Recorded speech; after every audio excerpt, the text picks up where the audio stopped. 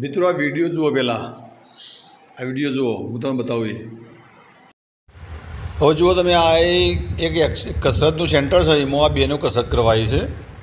એ ઘેર આ પછી મેં પેલો લુગડો ધોતો અને પૂતું કરતો. જુઓ એથી પેલી બેન કસરત કરાવે કે આવું કરો તો શરીર ઉતરશે. હવે આ બેનો જેટલી મૂર્ખી કહેવા કે ઘેર કોમ કરતા જોડાવે છે.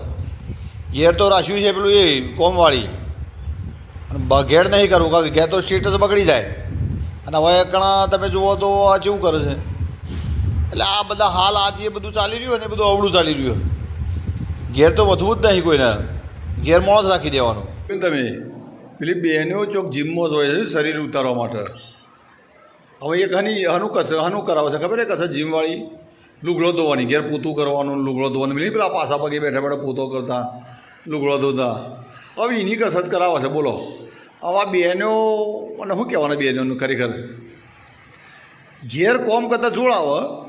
ઘેર કોમ કરું કે મારી કેળો પાડી જઈને હાથ જતા એને ખબર રહી ગયા ને કોમવાળી બોધો ને પેલું ઊભો પૂતું કરવાનું લાવો ને આ બધો નાટક કરવી. અને જો આ શરીર બગડ્યું હોય તે હોજ કરાવવા માટે જીમમાં જ હોય. જીમવાળી વળી કહું તો કાં તો પોતો જ કરાવો તો શીખવાડે કે ભાઈ પોતો કરો. તો કાં જે એક્સરસાઇઝ કરાવે એ લુગડો ધોવાની ને પોતો કરાવવાની શીખવાડે. તો ભલા હમણાં મારી બેનો ઘેર કોમ કરો ને તો કશું ઘેર તમે કોમ કરશો તો આ તમારે ખર્ચો કરવો જ નહીં પડે.